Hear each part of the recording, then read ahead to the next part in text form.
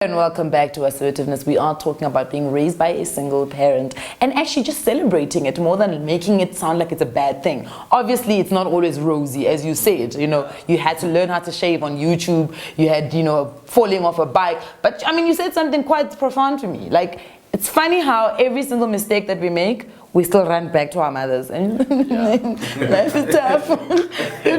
I took off the training wheels when you told me not to. I fell and I'm still coming back to you. But I mean, that's quite crazy. But what, did you ever feel like there were gaps in your life other than, the stuff with shaving? Were there any emotional gaps? Did you ever ask where your dad is? And I mean, we'll talk to you, Sipho, because you also adopted. Yeah. So how did she break that news to you, Gutsi? You adopted. What is the situation there? Were you a child of a family, friend, somebody who passed away, or what?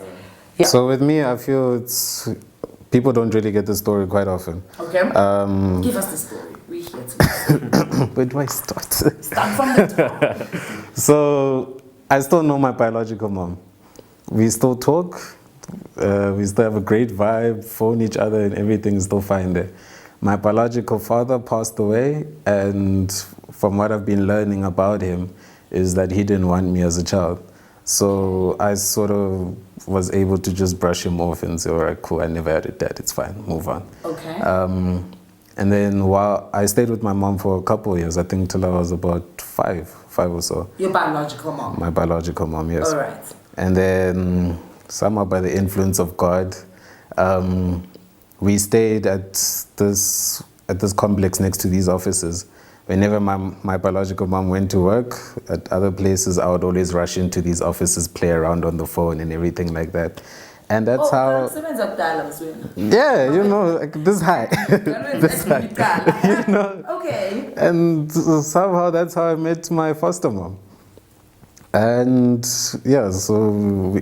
No, you're jumping conversation. So, okay, you've got a biological mom that you're living with. No, I'm not living with her. No, I'm going back in time. Yeah. So you were living with her at a time, at a certain place that was next to an office block. So when mom went out to hustle and do whatever else she was doing, you would run into this office block and chill with the people there, and they would take care of you, basically. Pretty much. So at what point did then your foster mom say, I want to adopt you? What was happening? Did your mom... From what I can remember, there was I would only... Department of Social Development get involved? Like later on, when it first started, it was always just me going there, reaching out to them, just trying to talk to them. She's white. Okay. So with me, that was also a new thing. It's not often, I think at that age, it wasn't quite often that I saw white people. So I was just like, wow, these are like new, these are new breed. Like these are interesting creatures. Yeah. Like hello, and yeah, like how comfortable they were with me is pretty. Like I've still to this day, I still find it amazing. They were just able to pick me up, sit me on their lap, and I would be looking through their laptops trying to figure out what's going on. But wait, and how we just did your built a mom connection agree there. to this? I think my mom agreed to it in terms of she knew that she couldn't afford my education. Okay. So she made a sacrifice. Yeah. Also, the living conditions we're living in weren't she felt I could be doing much better. Yeah. Yeah. So I think that led to her saying, "Look, you can go if you want to, but I'm always still here." That's an amazing sacrifice for a mom to make. Sheesh. I'm not a mom, but I can imagine. Yeah, so I have this friend, I won't mention her name, but she knows herself. Her mom used to work for these white people. And they also did the same thing. They adopted her purely because they felt that education-wise, support, emotional, financial support. Because guys, black mothers are doing the most there. Yeah. They literally just trying every single day to make sure that there's a meal in front of you. And I think out of not their own fault, there's a lot of things that they miss. They can't account for everything. You know what I mean? And I think that's the crazy thing. So it's beautiful when you then see another woman who steps in and says, you know what, let me help you, let me assist you. But that's quite a story. That's crazy. And I love that you still have a relationship with your mom, because that's amazing. Now she can be your homie. we do talk like we're so chilled. Like, hey, ma. And she's like, are they treating you up, ma? Actually, Like, listen, like, it's not even go there. Like, life is good. Yeah. Okay. So did you ever now? So you're living with this white lady. She's also a single mother. Jeez, does she have other children? No, I am the only one. You are her only child. Okay, so now you don't have a dad. Did you ever feel like the gap? Yeah. From a young age, I specifically remember one time in grade 3 where everyone in class was drawing family trees. And it was difficult for me because I never really knew my family, my biological family. All I knew was that I had a mom. My family tree ended there. Like family tree, mom, me, dad. And then later on, I eventually learned that I had a sister. Okay. But yeah, like I'm saying, like with this, I remember like we had to draw a family tree and I was the only one who didn't have a dad in my class. Yeah. And I literally started crying there. So yeah, as I grew up, it's always been like, you can always feel that there isn't a father. There was no one to teach me how to shave. There was no one to teach me how to be a man. Yeah, about girls. About what happens, the whole vibe. But my mom has always been there for me. She's always been so open and I love our relationship. She's like this super cool lady. Like. But she's white also. You know, there's a very big difference in black parents. So I've heard, yeah. So I've heard. So I've heard, yeah. My parents seem to be very chilled and so cool. You can talk about black mothers. Black mothers don't take no nonsense, you know? I mean, like, on that note he was saying, like, you really will feel the gap, you know? I mean, when your father's not there, there's just certain things in life that you tend to understand differently, and you quicker. know, and quicker. I mean, for example, I remember when I was in grade 2 or 3, we'd have like family days at school. I was about to say, because I don't know, we went to those white schools. Still like I'm a family day. I'm not family day. Family day for in. But yeah, no, we'd have like family days and stuff, and then people would come with their grannies, their grandpas, and the dads would be there braaiing, the moms would be making the salad, us kids would be swimming in the pools. But then I remember, but then, yeah, no, I remember the one time I didn't want to tell my mom that we're having a family day at school, because then she had to go to work. Like, she's very work orientated, so I didn't want her to feel bad. Because she wasn't work orientated, darling. She has to work to make sure there's money. Black mothers don't choose between work orientated and anything else. They have to work. That's true indeed. Yeah. I mean, but I remember thinking, even at that young age, okay, she's gonna feel bad and she can't get out of work. Let me just keep quiet. So then I went there and then I sat alone for most of the day. And then my LO teacher came, she's like, oh, what's wrong? And then I started crying like, oh, baby. I was like, yeah, no, my mom is not here. I have no family. She's like, no, come with my family. So, you know, I came, I sat with her, and then, you know, with her kids. And it was fun, you know? Yeah. And I remember feeling when I was growing up that I don't need my dad. Like, at a certain point in my life, I decided, okay, I don't need this guy, because I know him. Like, I used to visit him when I was younger. Because my mom would try. Like, she'd be like, "Okay, Nkosi, it's time. You know, can you like take him for the weekend?" So Nkosi's your dad. Yeah. So yeah, he doesn't deserve the dad title. But anyway, you know, I'd visit him and his other kids as well, and it wasn't.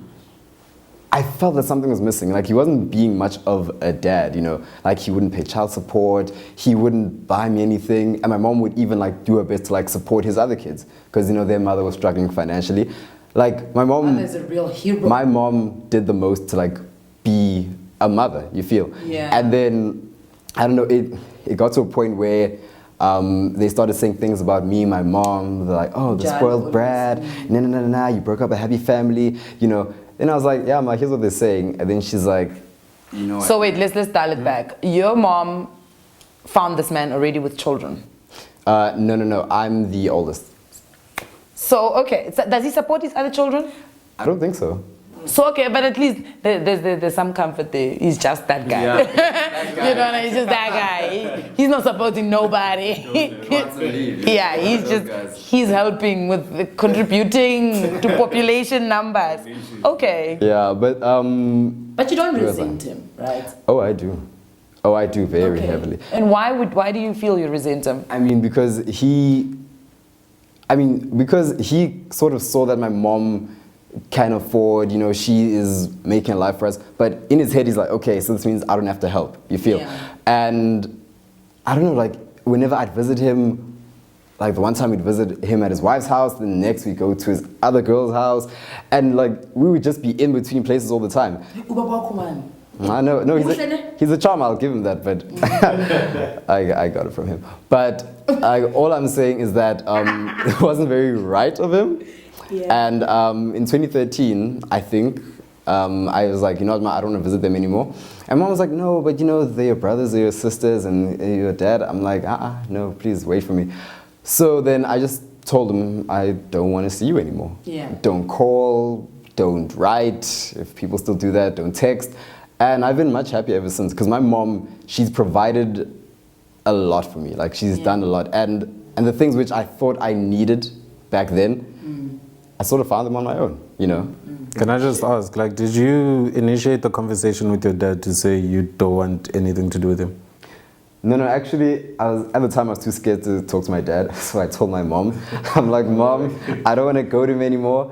And then I'm sure she relayed the message. She's like, yeah, no, leave my kid alone. Okay. I was like, that's very interesting. How do you feel about your dad, knowing that he said, I don't really want anything to do with this guy? My feelings towards him have been sort of love-hate. Yeah. In terms of, yes, I definitely have hated him in the past about him having another family when he still had me and completely ignored me.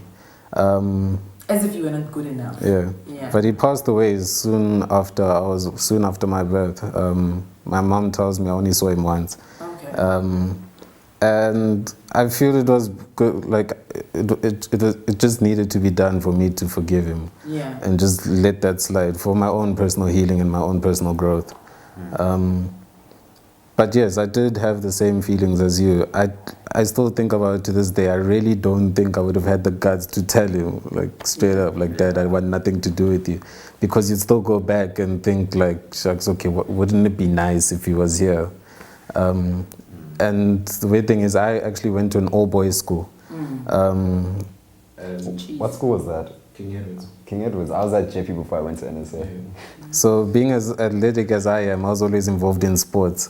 With sports, Be nice to have your dad on the side. like, Field. I was running past everyone. I'd like to come home and tell, hey, Dad, I'm in the A team now. Yeah. When I told my mom, moms don't understand. I told my mom I'm in the rugby A team. She's like, Sipo, do something to get down. Go to the D team or something. I don't want you broken bones and everything. But yeah, I mean, like, my mom has always been able to play both cards. Yeah. Although it has been difficult for her because of work, she is the only breadwinner in the house. Yeah. I've always understood that she hasn't been able to come see and support as much as she would want to. Yeah. But I can never say that she wasn't there. That is the one thing I can definitely take out of this. And we've grown. I mean, I've also grown as myself, and I've learned so. Nilana, ningabantu. And everything. Oh, okay. Tell me, you guys are men. What do you think makes men run away from their situations or leave and they don't want to be? Promiscuity, if I'm being honest. I mean, because we all know that, like, sex is fun. Like, it's real fun. But then it makes babies, you feel. Terms and conditions apply. And because, as men, we're not the ones who carry the baby. Yeah. It's easier for us to run away, as opposed to women who have this human growing inside them. They can't be like, okay, just wait for me, I'll be right back. Like, the guys can be like, bye, and they duck and dive. Yeah. So, and also responsibility. I mean, some guys are just not ready for that. Like, why when's sex if you're not ready for a no, sex equals no. In terms and conditions, like Because they're ready for the fun part. yeah, they want the fun part, but what? already you guys don't want to have sex with a condom, so we've already got a problem with, because in general a lot of boys think it's okay not to have sex with a condom. So how are these terms and conditions being honored? I guess some guys just trust their pull-out game. Like,